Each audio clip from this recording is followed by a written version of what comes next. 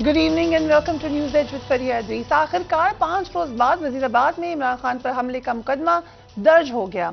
बदकिस्मती से पाकिस्तान का निज़ाम इंसाफ इस कदर बोसीदा और नाकारा हो चुका है कि आज मुल्क के चीफ जस्टिस ऑफ पाकिस्तान को ही मुदाखलत करके मुल्क के एक साबिक वज़ीर आज़म पर हमले की FIR का हुक्म देना पड़ा। साबिक वज़ीर आज़म इमरान खान पर जुमेरात के रोज वजीराबाद में कातिलाना हमला हुआ।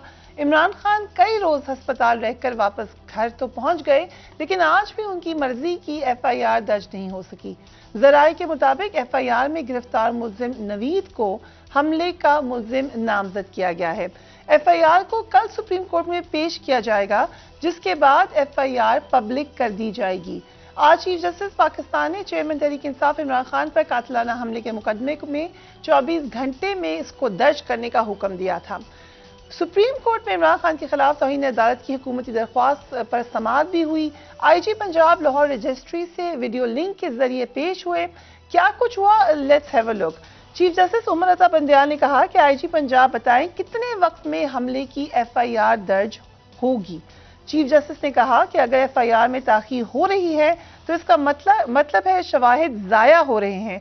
24 घंटे में मुकदमा दर्ज ना हुआ तो सुओ मोटो लिया जाएगा। चीफ जस्टिस ने कहा कि कौमी लीडर के कत्ल की कोशिशें की गई, मामले की नजाकत को समझे। 90 घंटे गुजर गए लेकिन मुकदमा दर्ज नहीं हुआ। IG पंजाब ने अदालत से कहा कि मुझे तो सूबाई हुकूमत ने मुकदमा दर्ज करने से रोका था। चीफ जस्टिस ने कहा कि वाकई की तफ्तीश करें, शवाहिद इकट्ठे करें, फोरेंसिक कराएं। सूबाई हुकूमत का मौक़िफ़ पुलिस ऑफिसर से ज्यादा अहम नहीं हो सकता। चीफ जस्टिस ने मजीद कहा कि फौजदारी निज़ाम इंसाफ रुकना नहीं चाहिए। कानून के मुताबिक उठाए गए हर कदम पर अदालत पुलिस को सपोर्ट करेगी। इमरान खान पर कातिलाना हमले की FIR का मामला इस वक्त मुतनाज़ा शक्ल इख्तियार करता हुआ नजर आ रहा है, क्योंकि इमरान खान ने इल्जाम आयद किया कि उन पर हमला वजीर आज़म पाकिस्तान, वजीर दाखिला और एक हाजिर सर्विस फौजी अफसर ने कराया। इसके बाद वज़ीर आज़म शहबाज शरीफ ने इस मामले की तहकीकात के लिए सुप्रीम कोर्ट के चीफ जस्टिस से फुल कोर्ट पर मुश्तमिल जुडिशल कमीशन बनाने की इस्तदा भी की। Let's watch the prime minister. Chief justice Pakistan के इस वक्त सबसे बड़े काजी आप हैं। मैं आपसे मुल्तमिस हूं कि इस मुल्क के बेहतरीन मफाद, अदल और इंसाफ के मफाद में ये फसाद फितना खत्म करने के लिए आप फुल कोर्ट पर मबनी कमीशन तश्कील दें। ये साजिश तभी दफन होगी कि हकायक सामने आएंगे अदालत उज़्मा के फुल कोर्ट के कमीशन के जरिए। जब आप मुझे हुक्म करेंगे मैं आपके पास पेश होऊंगा। जिसको आप तलब करेंगे वफाकी हुकूमत से वो आएंगे। तो आपका जो फुल कोर्ट है उसके ऊपर मबनी कमीशन, उसी के ऊपर पूरी कौम का इत्मीनान होगा।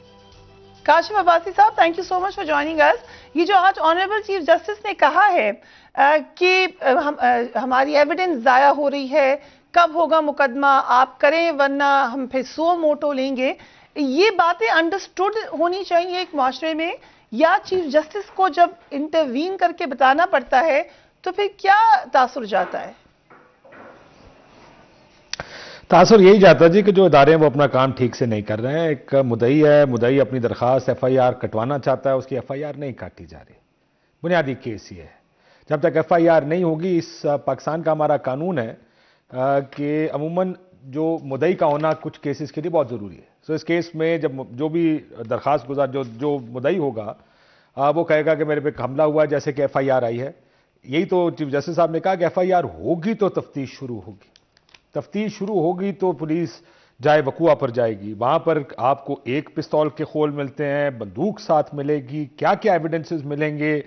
जैसे जिस वक्त ये हमला हुआ तो 2-3 लोग ऐसे थे जिन्होंने टीवी पर आके कहा जी हमने देखा वहां पर एक और शूटर था या एक बिल्डिंग के ऊपर था या नहीं, ये तो फैसला तफ्तीश करेगी।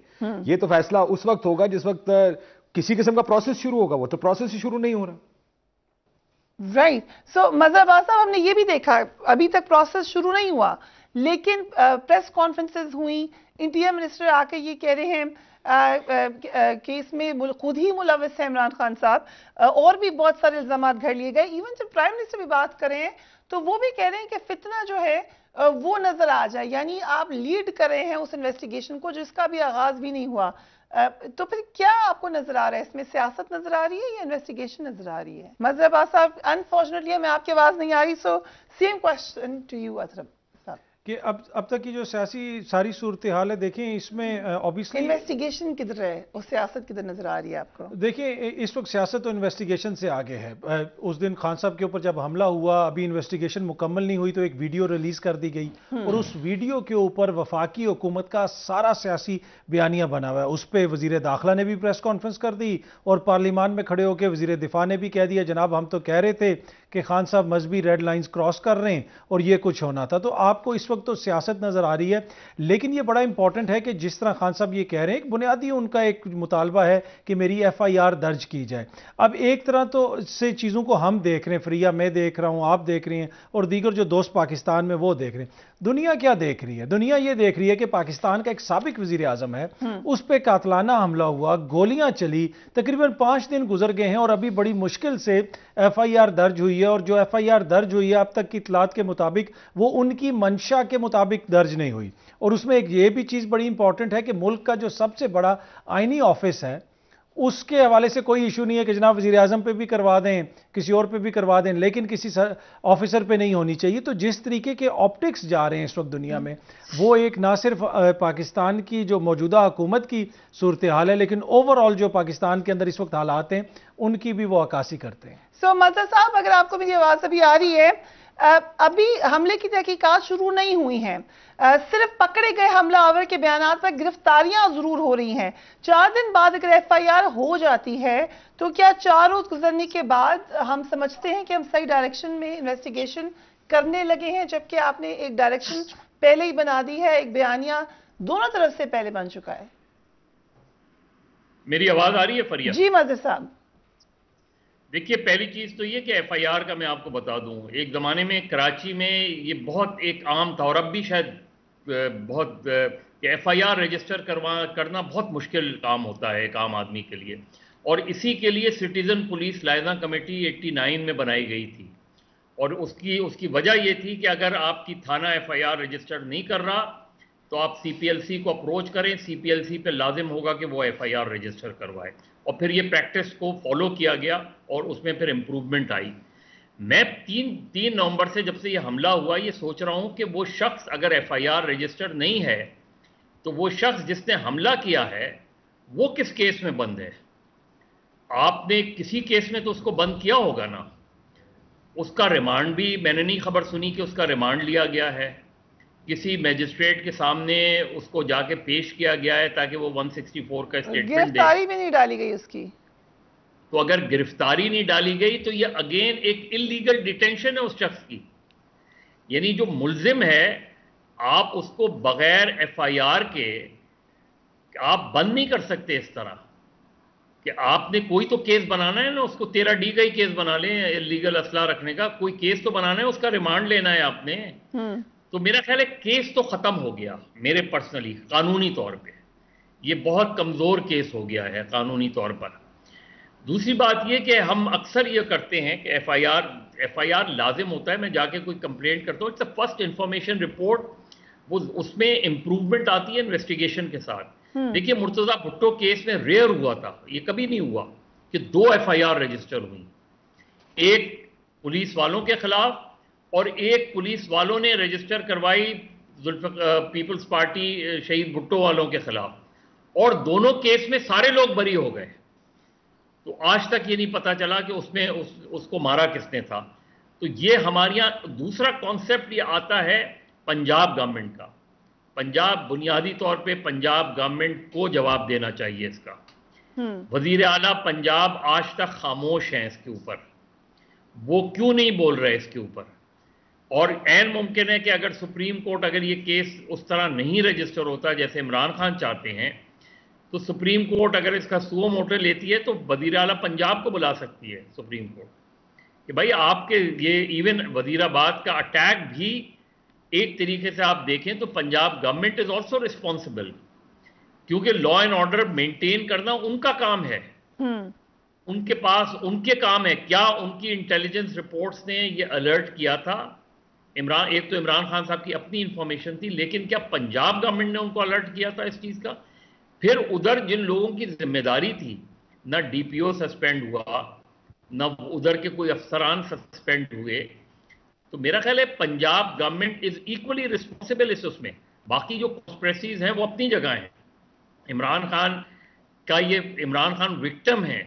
अगर इमरान खान एक एप्लीकेशन दे रहे हैं, एन मुमकिन है कि उसके शवाहिद उनके पास नहीं हो। मैं उनका अभी CNN वाला इंटरव्यू भी सुन रहा था कि जब आप इन्वेस्टिगेशन में जाएंगे तो इमरान खान ने इन तीनों लोगों के खिलाफ फिर शवाहिद देने पड़ेंगे उनको, कि आप किन शवाहिद की बुनियाद पे, ताकि उस चीज़ को आगे बढ़ाया जाए। किसी आपको गिरफ्तार करते हैं तो एक बेसिक उसके बाद आप करते हैं। तो मेरा ख्याल है उस लिहाज से तो ये केस लीगली, तो मुझे ये केस आगे बहुत ज़्यादा आगे जाता नहीं लग रहा। हाँ, पॉलिटिकली ज़रूर इस केस में वो रहेगी, लेकिन इंपॉर्टेंट ये है कि ना सिर्फ ये कि इस केस का अल्टीमेट क्या होता है, FIR ये जो रजिस्टर हुई है, क्या इसको क्वैश करके कोई दूसरी FIR जो इमरान खान चाह रहे हैं वो रजिस्टर होगी? क्या कल सुप्रीम कोर्ट में अगर इसको टेकअप किया जाता है तो सुप्रीम कोर्ट की अगली डायरेक्शन इस सिलसिले में क्या होगी? तो एक तरीके से नजर आ रहा है। और इसका रूट कॉज क्या है? दो चीजें हैं मेरे नजदीक। राइट, एक स्टेट विद इन स्टेट का कॉन्सेप्ट, और दूसरे पॉलिटिसाइजेशन ऑफ पुलिस, कि पुलिस की पॉलिटिसाइजेशन जो है वो इतनी ज्यादा हो गई है कि कोई किसी का लॉयल होता है, कोई किसी का लॉयल होता है। और ये इमरान खान भी हुकूमत में रहे, लेकिन पंजाब में वो पुलिस रिफॉर्म्स नहीं कर पाए उस तरीके से। तो हमारे यहाँ ये बहुत आम हो गया है। राइट। सो अगर इजाजत दें काशिफ अब्बासी साहब, इन्वेस्टिगेशन तो बात की बात है, कातिल है कौन ये तो शायद बहुत बड़ा काम हो जाएगा कि पता ही चल जाए। माजी में जो पाकिस्तान में वज़ीर आज़म के साथ हुआ, जर्नलिस्ट के साथ हुआ, हामिद मीर साहब को गोलियां लगी, दीगर लोगों के मामलात हुए, तो एक इबाम हमेशा रहा कि ये हुआ ही नहीं है। इस दफा एक फॉर्मर प्राइम मिनिस्टर को गोलियां लगती हैं और इंटीरियर मिनिस्टर आके कहते हैं कि अगर लगी हैं तो वो इस्तीफा देने को तैयार हैं। उसके बाद बहुत सारे लोग आके ये कह रहे हैं कि ऐसा हुआ ही नहीं है। ये आपके ख्याल से नॉर्मल सूरत हाल है? पाकिस्तानी सियासत के लिए तो नॉर्मल है जी, क्योंकि अभी तक जो हुआ पहले दिन से अब तक वो पाकिस्तानी सियासत के लिए कुछ अब नॉर्मल नहीं है। मोहतरमा बेनज़ीर भुट्टो साहबा की शहादत हुई, क्राइम सीन वॉश कर दिया गया। यहाँ पे भी क्राइम सीन का किसी को एहसास नहीं कि क्या हुआ, उसको कॉर्डन ऑफ करना था, कोई एविडेंसेस देखने थे। लड़का गिरफ्तार हुआ, इस केस में तो एक किस्मत समझ लें। मुझे लगता है कि वो लकी हुआ इस सारे में कि जिस लड़के ने गोलियां चलाई वो पकड़ा गया। अब जो पुलिस के पास था तो पुलिस ने एक बयान दिलवाया या पुलिस ने एक बयान रिकॉर्ड किया, उस बयान पर बड़ा सख्त रद्द-ए-अमल दिखाया चीफ मिनिस्टर पंजाब ने, थाना मुअत्तल कर दिया, फोन जब्त कर लिए और इन्वेस्टिगेशन का हुक्म दिया। 24 घंटे के अंदर अंदर एक और वीडियो आ गई उसी लड़के की। अब वो जो चीजें पहली वीडियो में नजर नहीं आ रही थी, अब जो मजहबी हवाले को इतने मुबहम थे बहुत ज्यादा, या शायद नहीं भी थे, वो उस वीडियो में बार बार जिक्र कर रहा है इसने ये दावा किया और इसने ये किया, तो इस वजह से मैंने उसको कत्ल करने की कोशिश की। यानी वो तमाम काम पुलिस ने कर दिए जो उसको नहीं करने चाहिए थे, लेकिन वो तमाम काम जो उसको करने चाहिए थे वो पुलिस ने नहीं किया। FIR दर्ज नहीं की, तफ्तीश का बाकायदा आगाज नहीं किया, और जो जगह है जहां पर यह वाकया हुआ उसको कॉर्डन ऑफ नहीं किया। अब आ जाए सियासत की तरफ। टिपिकल हमारी पाकिस्तानी सियासत अपने तमाम तर बूम के साथ दोबारा में नजर आई। पहले दिन के अंदर 24 घंटे के अंदर अंदर इसको मजहबी मुनाफरत का केस बनाया गया। आपकी तकरीरें हुई पार्लियामेंट में भी, और टीवी प्रोग्राम्स भी कहा गया कि ये तो मजहबी नफरत की वजह से सारा हुआ। जब 48 घंटे गुजरे, थोड़ा सुकून आया, तो दूसरा काम शुरू हुआ कि जी यहां पे तो गोली नहीं लगी, ये तो सारा ड्रामा है। देखें, इस केस में एक ऑटोप्सी होनी चाहिए और ऑटोप्सी की रिपोर्ट सारों के सामने होनी चाहिए, आनी चाहिए क्या हुआ है। लेकिन एक चीज तो तय है कि उस लड़के ने बंदूक ऊपर की और गोलियां चलाई हैं। वो तो 2 फुट ऊपर नीचे का मामला रह गया। 2 फुट ऊपर गोलियां होती तो आप जानते हैं कि इस मुल्क में क्या होता, एक केओस होता इस मुल्क में। सो उसके ऊपर कातलाना हमला तो इमरान खान पर हुआ है। अब गोलियां कितनी लगी हैं इसकी बहस में सारे पड़ गए। शायद पॉलिटिकल पॉइंट स्कोरिंग या पॉलिटिकली कमजोर करना है, या हमने पॉलिटिकल फायदा उठाना है, या ठट्ठे लगाने हैं इस मुल्क में। यहां पर यही होता है। इस मुल्क में सिर्फ तकलीफ होती है जब अपनी मां बेटी बहन को गाली पड़े, तकलीफ होती है जब अपनी बीमारी का कोई मजाक उड़ाए, तकलीफ होती है जब अपनी गोली लगे और उसको कोई मानने से इनकार करे। वरना यहां पर सब एक ही काम करना चाहते हो, जो कहते हैं टिपिकल पाकिस्तानी पॉलिटिक्स का स्याह चेहरा। बजाय इसके कि सबको देखे। एक केस के ऊपर मैंने देखा चंद नए पॉलिटिशियन इकट्ठे हो गए जो पढ़े लिखे हैं, जो आजम स्वाति का केस है, उसमें आपने कुछ ट्वीट्स देखी, मुस्तफा नवाज खोखर की भी आई, मिफ्ता की भी आई, मुसद्दिक की भी आई, जुबैर की भी आई। ये पढ़े लिखे लोग इकट्ठे हो गए। बाकी लोग क्या कर रहे हैं? बाकी नहीं करेंगे। मैं आपको ऑनेस्ट बता रहा हूं, ये भी सारे उस रंग में शायद रंगे जाएं वक्त गुजरने के साथ। Good of them that they have done it. हमारे यहां पर सियासत पहले, उस सियासत में सबने कुर्सी चाहिए सारों को, वहां लाने के लिए किसी को गिराना है, मारना है, डीलें करनी है, किसी को बुरा भला करना है, जो भी करेंगे करेंगे। जो आपने कहा ना Pakistani politics, this is typical Pakistani politics at its worst. Right. तो काफी साहब, इमरान खान साहब ने जुडिशल कमीशन का खैर मकदम किया, लेकिन शर्त ये रखी है कि जिन 3 लोगों पर उनको शक है उनको ओहदों से हटा दिया जाए। ये जो खुद शकूक का इजहार करते हैं, हमारे सामने एग्जाम्पल है अनफॉर्चुनेट मोहतरमा बेनजीर भुट्टो की। जो नाम थे वो हम सब जानते हैं क्या हुआ। खुद जब इमरान खान साहब प्राइम मिनिस्टर थे, उनकी कैबिनेट में वो शख्सियत मौजूद थी जिनका नाम मोहतरमा बेनजीर भुट्टो डाल के गई या जिक्र था उनकी उस पूरी इन्वेस्टिगेशन में। सो इट मीन्स कि हम कहीं भी चले जाएं, माजी में देख लें, आगे देख लें, जो आप खुद नाम देंगे वो कभी भी उनके पर गौर नहीं किया जाएगा। देखिए, मोहतरमा ने तो काफ लीग की लीडरशिप के हवाले से भी कहा था, और बाद में वो डिप्टी प्राइम मिनिस्टर बन गया जरदारी साहब के दौर में। तो पाकिस्तान में तो ये बहुत कुछ होता है। लेकिन देखिए, ये जिस तरह है ना कि पाकिस्तान की सियासत की कुछ अनफॉर्चुनेट साइड है, उसी तरह पाकिस्तान की सहाफत की भी एक अनफॉर्चुनेट साइड है। आप कल से देख लें, आजम स्वाति साहब का मामला देख लें। आजम स्वाति रो के कौम को बता रहा है कि मेरे साथ ये हुआ, लेकिन कुछ सहाफ़ी बजे दें कि आजम स्वाति जहां पे उनकी खुफिया वीडियो रिकॉर्ड की गई, उनको नहीं पता, हमें पता है, हम आपको बता रहे हैं कि ये तो जाली हैं। इसी तरह खान साहब को गोलियां लगी, सियासतदानों ने तो कहा, मौलाना ने तो उनको शाहरुख खान से और सलमान खान से पता नहीं क्या किस किस से मिला दिया। लेकिन हमारे यहाँ पे जो सहाफ़ी दोस्त हैं वो भी इस किस्म की बातें कर रहे हैं कि जी खान साहब का खून का सैंपल आया तो उसमें पता नहीं क्या हो गया। मतलब कि ये इतना ज़्यादा आपकी पोलराइजेशन हो चुकी है कि इसमें हर कोई अपना अपना किरदार अदा करता है। अब जहां तक खान साहब का ये ताल्लुक है कि उन्होंने कोई नाम दिया, आप कह रहे हैं कि पोलराइजेशन मौत और जिंदगी पर भी हो चुकी है, हर चीज पे हो चुकी है, क्योंकि कोई भी हो सकता है इसकी जद में, लेकिन उसमें भी पोलराइजेशन। देखिए, लेकिन फरिया इसमें एक एंगल ना भूलिएगा कि हो सकता है 2 वीडियोज हो। हाँ जी जी, बिल्कुल वो है, उसमें 2 वीडियोज है, पर मसला ये है ना कि एक विक्टिम है। इसमें एक और अगर इजाजत दें, ये भी जो चीज अलेजिडली कवर अप हो सकता है, जी। वो कैसे खबर बन जाती है? मसलन ये जो अभी जेल में है वो कवर अप हो सकता है, मसलन दूसरी वीडियो कवर अप हो सकती है, लेकिन कैसे आप बतौर सहाफी इस एंगल को नहीं देखते और आप कहते हैं बस यही ठीक है? नहीं, देखिए, वो तो वीडियो जान के रिलीज की गई ना, मैं उसके ऊपर आता हूं। देखिए, जिस तरह आजम स्वाति साहब का जो मामला है उसमें 2 वीडियोज हो सकती हैं। प्रॉब्लम ये है कि एक विक्टिम है, वो ये कह रहा है कि मेरे साथ ये हुआ। जिस तरह हम देख रहे हैं खान साहब के केस में उनको गोलियां लगी हैं, जो कुछ हुआ सब कुछ सामने हुआ, लेकिन कुछ लोग मानने के लिए तैयार नहीं है। उसी तरह आजम स्वाति साहब के केस में भी हमने देखा कि कुछ लोग जो हैं विक्टिम को वो गलत प्रूफ करने के ऊपर, ये मैं सिर्फ खान साहब स्पेसिफिक या आजम स्वाति साहब स्पेसिफिक नहीं, ये ओवरऑल एक एटीट्यूड है। बाकी जहां तक ये ताल्लुक है, जो आपका दूसरा सवाल है कि किस तरह आगे से तहकीकात होंगी, किस तरीके से वीडियो आ गई, देखें ये वीडियो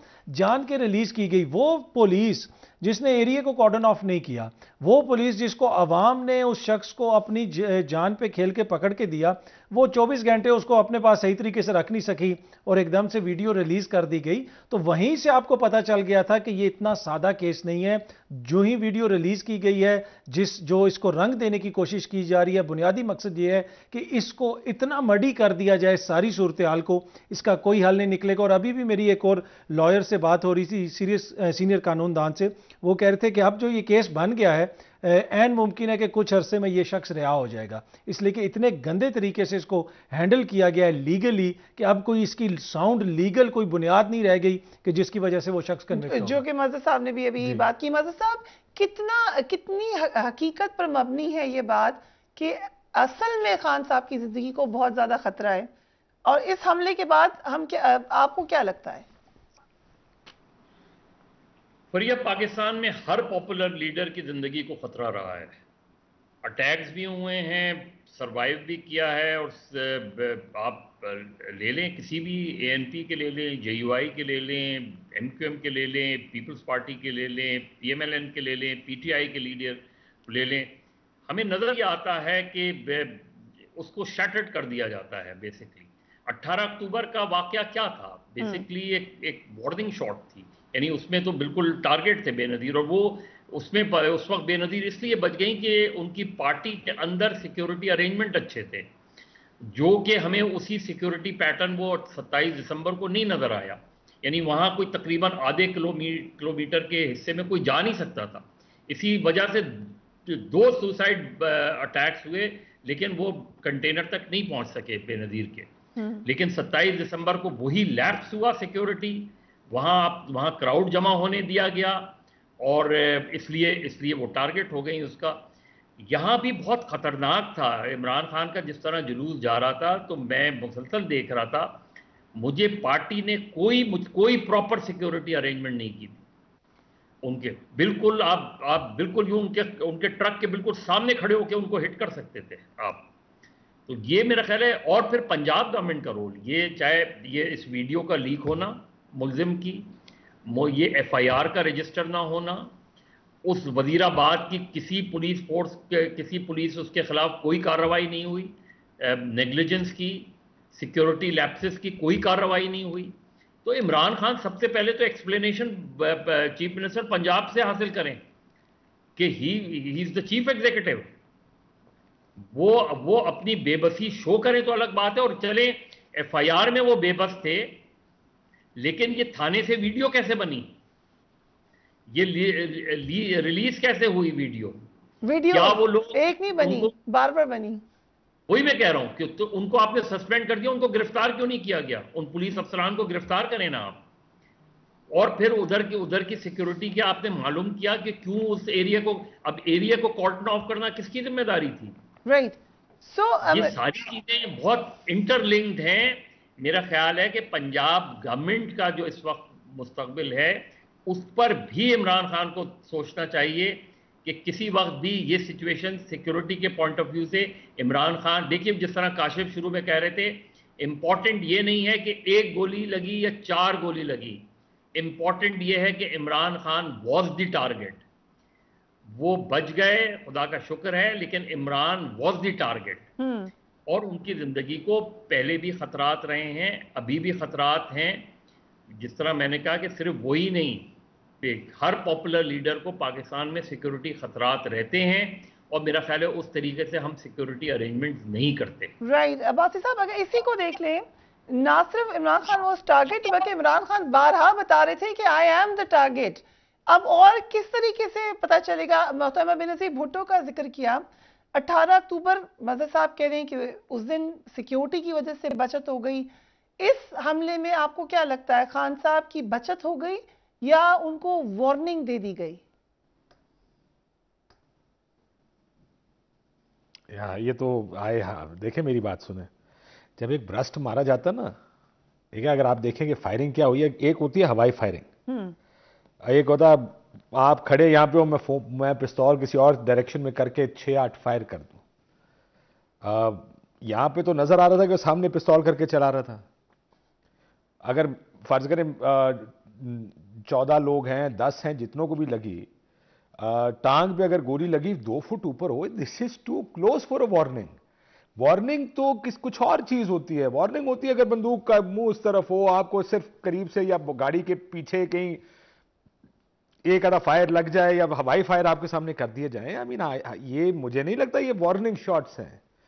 ये तो एक एमेच्योर के हाथ में एक ब्रस्ट वाली पिस्तौल है और उसने पिस्तौल का रुख ऊपर कंटेनर की तरफ करके गोली चला दी, और वो गोली चलते सारों ने देखी, कैमरे पे है, वहां से उसके खौल पड़े हैं। सो ये भी नहीं कहा जा सकता कि जनाब कोई ड्रामा किया था, कोई अपने ही लोग थे। मैं इसीलिए कह रहा हूं कि ये this is a blessing for PTI कि वो बंदा भी, लड़का भी पकड़ा गया, उसका पिस्तौल भी पकड़ा गया, उसके अंदर से फायरिंग हुई, ये सबने देखी। ये वार्निंग नहीं है, this was shoot to kill. ये तो मुझे तो जो नजर आ रहा है उसमें तो सीधा सीधा पिस्तौल ऊपर करके गोली चला दी गई है। फर्ज करें वार्निंग भी थी तो he could have been killed in this. So I can't imagine कि हम इसको वार्निंग शॉट्स कहेंगे कि ये वार्निंग के तौर पर किया गया है। ये वार्निंग से बहुत ज्यादा सीरियस है। राइट, हम एक ब्रेक पे जा रहे हैं। तो कत्ल करने की कोशिश है, डायरेक्ट कत्ल करने की कोशिश है, इसमें कोई दो राय नहीं है। Will take a break and we will be right back.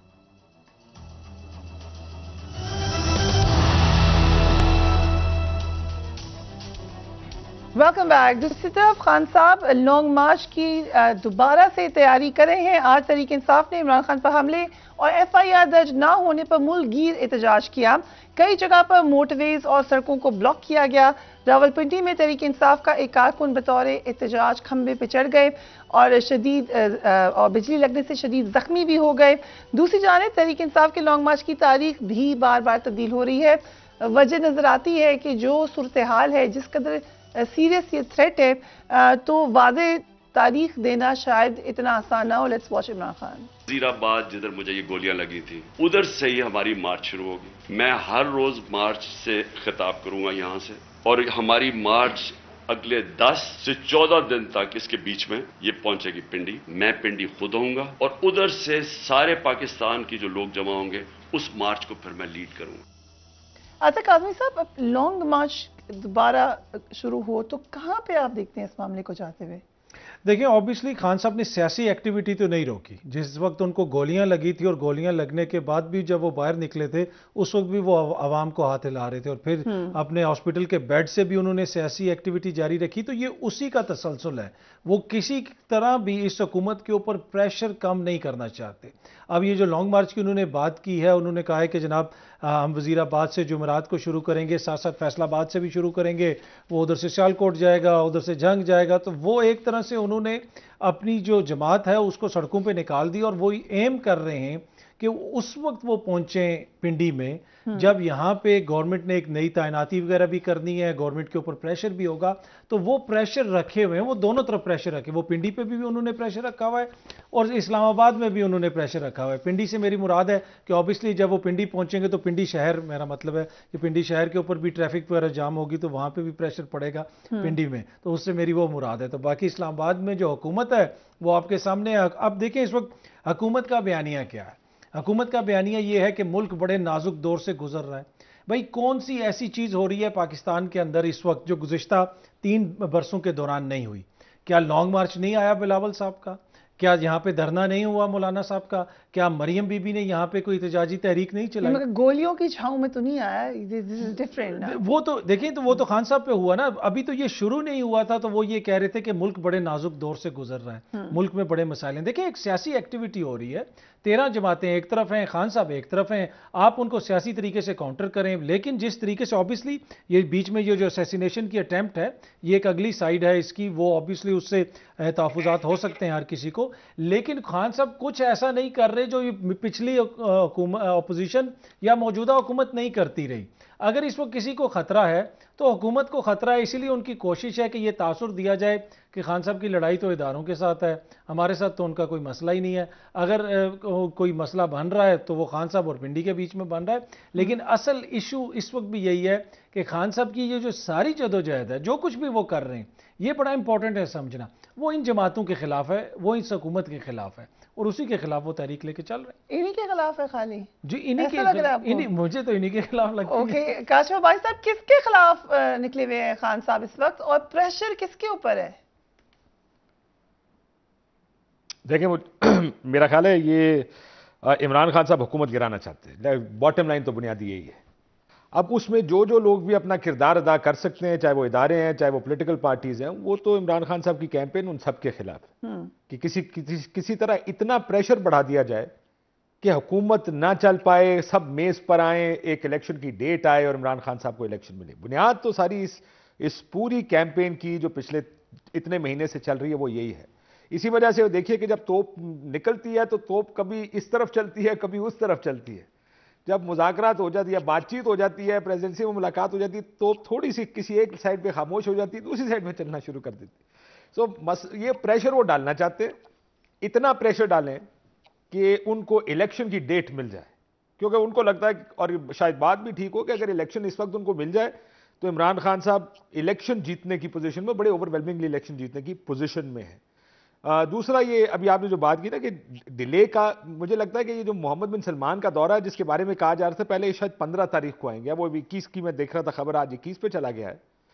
तो ये भी एक कहीं ना कहीं ज़रा फॉरेन पॉलिसी, उनकी रिलेशनशिप्स, इस वजह से वो ये भी कोशिश करेंगे कि उनके आने से पहले वो इस्लामाबाद ना आए, MBS चले जाएं तब इस्लामाबाद आए, क्योंकि पहले भी आपको याद होगा चाइनीज प्रेसिडेंट का विजिट था, और वो एक बड़ा पॉलिटिकल इशू बना था इमरान खान साहब के खिलाफ, कहते कि सी पैक होना था, यहाँ रिफाइनरी का इशू है कि रिफाइनरी मिलनी है, अगर दौरा कैंसिल हो गया तो एक और इमरान खान साहब के ऊपर कैंपेन शुरू होगी हुकूमत की जानिब से, और एक क्रिटिसिज्म आएगा कि पाकिस्तान में इन्वेस्टमेंट आ रही थी और इमरान खान साहब इस इन्वेस्टमेंट के खिलाफ है। सो बॉटम लाइन जो आपने कहा किसके खिलाफ है, ये बता सकता हूं किस चीज के लिए है, वो इलेक्शन के लिए है, उसके लिए जिसको धक्का देना पड़ा वो देंगे।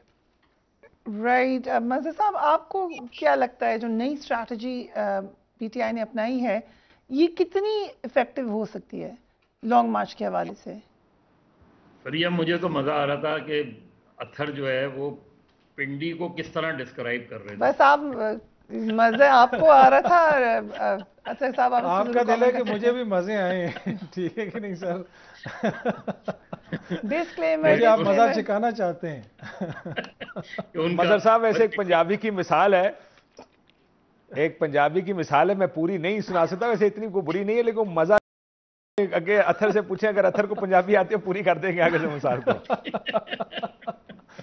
बस कभी हमें यहाँ से कराची के मजे आते थे, अब कराची वालों को पिंडी के मजे आते हैं, वक्त वक्त की बात है। वही ना, अब आप हमारे मजे ले रहे हैं वहां पे बैठ के। नहीं, लेकिन वो पिंडी की एक बड़ी खौफनाक तारीख भी है ना, इसलिए इसमें परेशानी भी रहती है। देखिए, एक चीज़ तो ये कि इमरान खान की जो आपने ये सुनाई कि वो खुद लीड करेंगे, लीड का मतलब ये कि फिजिकली अगर उधर जाएंगे। देखें, ब्रेवरी एक चीज़ होती है और रिस्क दूसरी चीज़ होती है। स्टुपिडिटी और रिस्क।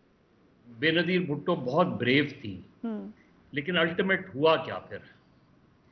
अगर 27 दिसंबर को जिस तरह बहुत से लोगों ने एडवाइस कर रहे थे कि आप वीडियो लिंक से खिताब कर दें, ना जाएं उधर, क्योंकि बहुत स्पेसिफिक थ्रेट, एक होती है जनरल थ्रेट, एक होती है specific threat.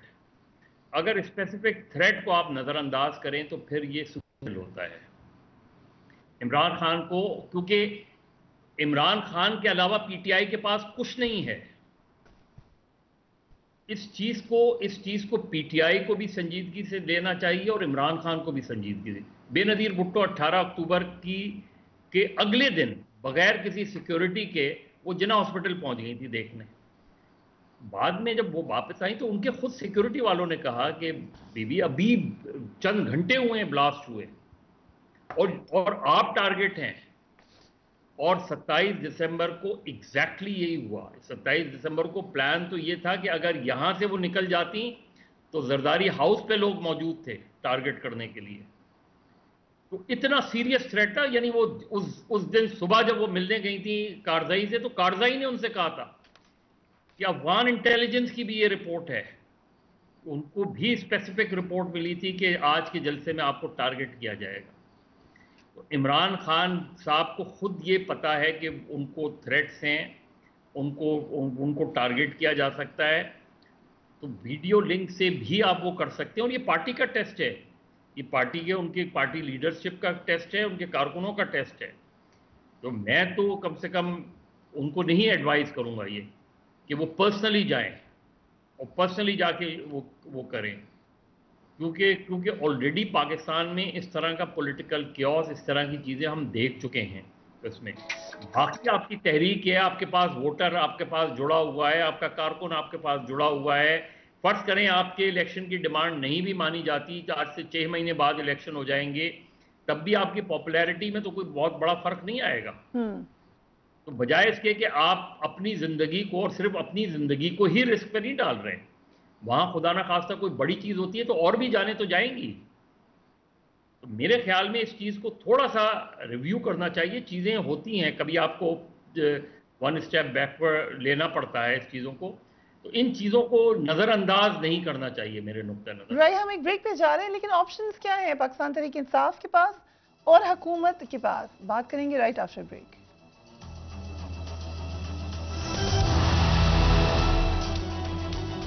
And welcome back. Qasim Abbasi साहब, अब क्या ऑप्शंस क्या नजर आ रही हैं आपको पाकिस्तान तहरीक इंसाफ के पास?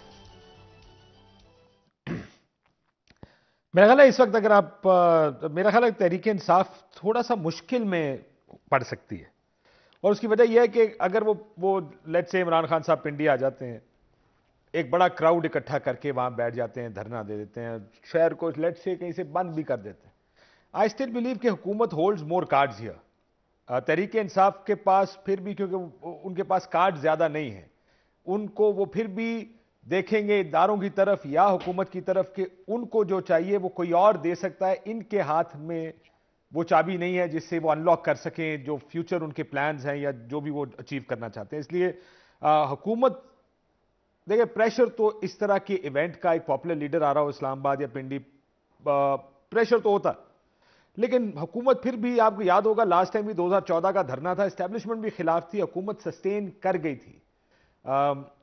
All they have to do, इसके टाइम किसी तरह वो अमूमन होता है, ये क्रिटिकल टाइम थोड़ा होता है, उसके बाद हुकूमत कंफर्टेबल, वक्त गुजरने के साथ साथ ज्यादा होती जाती है, ज्यादा प्रेशर जो एजिटेटर्स हैं उनके ऊपर पड़ना शुरू हो जाता है, बिकॉज वक्त गुजरने के साथ नंबर्स भी कम हो रहे होते हैं, रिजल्ट भी अचीव नहीं हो रहा होता। ऐसा कोई तरीका नहीं है जिससे तहरीक इंसाफ अपना मर्जी का नतीजा फोर्स कर ले, अनलेस इदारे मान जाएं। अगर इदारे भी मान जाएं, लेट्स अस्यूम, और हुकूमत फिर भी ना माने, तब भी ये कुछ नहीं कर पाएंगे। सो इसलिए मुझे लगता है कि कार्ड ज्यादा इस वक्त हुकूमत के हाथ में, या तहरीक इंसाफ के पास इतने कार्ड नहीं है, उनको भी they probably somewhere hope also things go their way, ताकि वो अपना ऑब्जेक्टिव अचीव कर सके। अतक आजमी साहब, क्या आपको लग रहा है कि अगर ये थोड़ा सा जो क्रिटिकल टाइम निकाल लें, उसके बाद पाकिस्तान तहरीक इंसाफ के पास पॉइंट ऑफ नो रिटर्न है? देखिए, पाकिस्तान तहरीक इंसाफ तो अभी भी काफ़ी हद तक पॉइंट ऑफ नो रिटर्न पे जा चुकी है। वो बार बार कहते हैं हमने पार्लियामान में नहीं जाना, हुकूमत का खात्मा हम चाहते हैं, मुज़ाकरात हम तब करेंगे जब आप इलेक्शन की बात करेंगे। लेकिन ये जो सारा बयानिया है, हो सकता है कि उनको अल्टीमेट वो अपना गोल, जिसे आप कह सकते हैं कि इमीडिएट फ्यूचर में ना अचीव कर सके।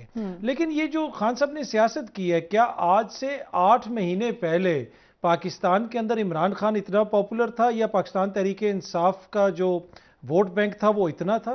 देखें, ये खान साहब ने कुछ कैलकुलेटेड लिए हैं ना, स्टेप्स लिए हैं। पार्लियामान में वो नहीं गए, मसलसल उन्होंने एक सियासी एक्टिविटी रखी, और आज उनकी जो पॉपुलैरिटी का ग्राफ है, मेरा नहीं ख्याल कि पाकिस्तान की तारीख में कभी भी कोई लीडर इतना पॉपुलर हुआ हो।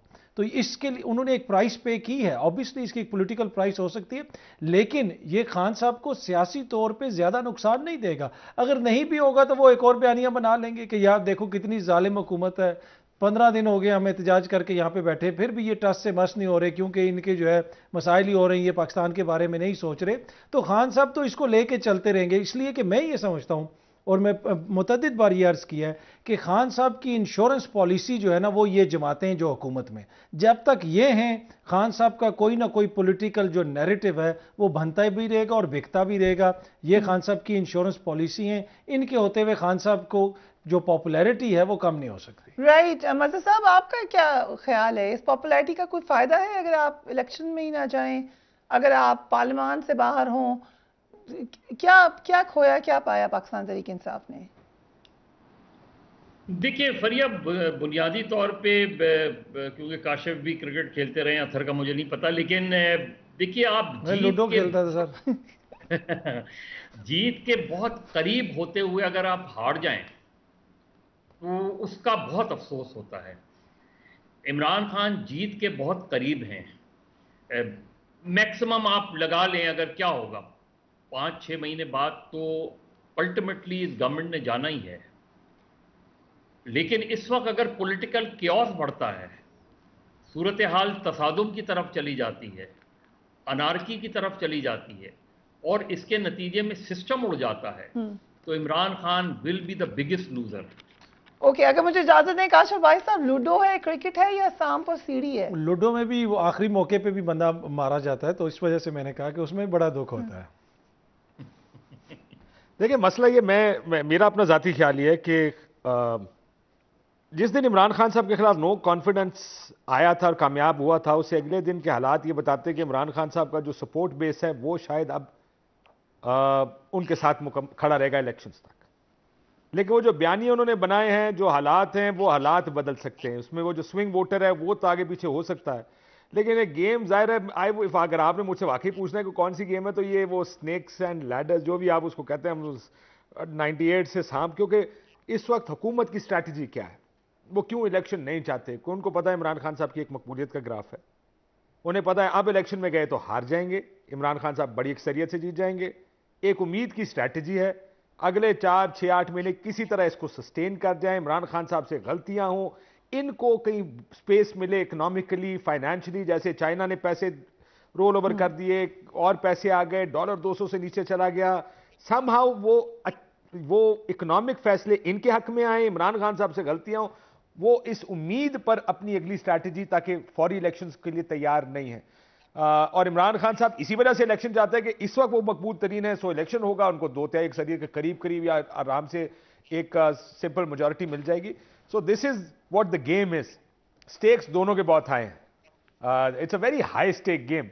देखिए होता क्या, लेकिन इस वक्त फंसी हुई है गेम, मैच काफी अच्छा फंसा हुआ है, अगले 10-15 दिन में देखते हैं जाता किस तरफ है। Very interesting. इसके साथ सीढ़ी मिलेगी या सांप काटेगा, ये तो वक्त ही बताएगा। आई थिंक हम दोबारा प्रोग्राम कर लेंगे टू एनालाइज इट कि क्या हुआ। लेकिन ये बता दें सब जाते जाते, सांप कौन है और सीढ़ी कौन है?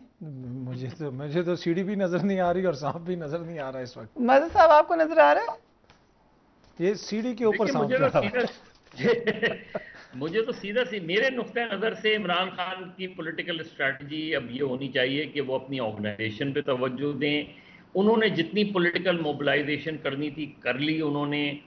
उनका हमेशा से एक प्रॉब्लम रहा है, वो तंजीमी मसला रहा है, वो आज भी सिंध में उनका तंजीमी मसला है। ये वो स्पेस होती है 4-5 महीने की कि जिसमें आप किसको टिकट देना है, किसको टिकट नहीं देना, आप उस तरफ जाएं। इतने फ्रंट्स खोल लिए हैं इमरान खान साहब ने। एस्टैब्लिशमेंट का फ्रंट खोला हुआ है उन्होंने, इलेक्शन कमीशन का फ्रंट खोला हुआ है उन्होंने, गवर्नमेंट के साथ अपनी उनकी टसल चल रही है उसमें। राइट। मेरे ख्याल अल्टीमेटली इलेक्शन उन्हें जीतना है। ठीक, सो उसको रैप अप करने की कोशिश करेंगे। खान साहब को ये एडवाइस दे रहे हैं मज़हबाज साहब। प्रोग्राम का वक्त इतना ही है, but do give me feedback. अपना अपने खबरों का ख्याल रखिए। अल्लाह हाफिज।